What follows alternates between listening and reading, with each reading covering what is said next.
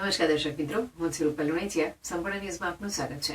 બનાસકાંઠા જિલ્લા કલેક્ટર મીર પટેલની અધ્યક્ષતામાં આજરોજ કલેક્ટર કચેરી મીટિંગ હોલ પાલનપુર ખાતે જિલ્લાની સંકલન અને ફરિયાદ નિવારણ સમિતિની બેઠક યોજાઈ હતી, જેમાં ધારાસભ્યોએ વિવિધ વિભાગોને પૂછેલા પ્રશ્નો સંદર્ભે અધિકારીઓ દ્વારા આપેલા જવાબો પરત્વે ચર્ચા કરવામાં આવી હતી.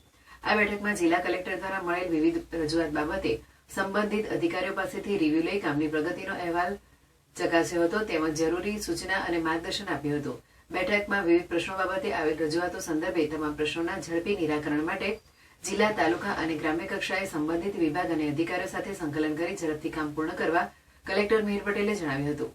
બેઠકના અધ્યક્ષ કલેક્ટરે જણાવ્યું હતું કે જિલ્લાના નાગરિકોને સરકારની યોજનાઓનો લાભ પહોંચે તથા તમામ કાર્યો સમયમર્યાદામાં પૂર્ણ થાય તે જરૂરી છે. પ્રજાના પ્રશ્નોને તાકીદે ઉકેલવા તથા વિવિધ વિકાસ કામો સત્વરે પૂર્ણ કરવાની જિલ્લાના અમલીકરણ અધિકારીઓને સૂચન કરાયા હતા. આ બેઠકમાં આરોગ્ય, શિક્ષણ, રોડ રસ્તા, નેશનલ હાઈવે, ખાણ ખનીજ વિભાગને લગતા અગત્યના પ્રશ્નોના નિરાકરણ સંદર્ભે ચર્ચા કરાઈ હતી.